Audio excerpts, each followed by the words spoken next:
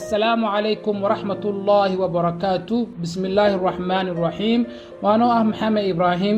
waxaan rabaa inaan ka hadlo 10 fure ee guusha 10 keys for success. qof kasta wuxuu jecel yahay noloshiisa inuu ku guuleysto oo horumar gaaro. waxaa jira marka buug uu qoray 10 keys for success la dhaho 10 fure ee guusha ee Dr. Ibrahim Al-Fiqi. marka waxaan rabaa 10 fure ee guusha inaan 5 kamid ah soo qaato. furaha koowaad waa maxay? furaha koowaad waxa waaye dhaqaajiye oo ah motivation, dhiirigelin. qofku inuu haystaa ama leeyahay dhiirigelin. furaha labaad waa maxay? waa tamar, energy. tamartu waa shidaalka nolosha. qofku inuu haystaa tamar. furaha saddexaad waa xirfad, skills. qofku inuu leeyahay xirfad ama skills.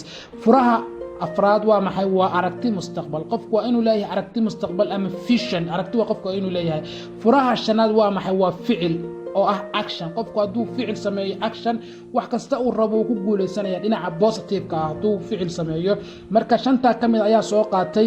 assalaamu calaykum waraxmatullaahi wabarakaatuh.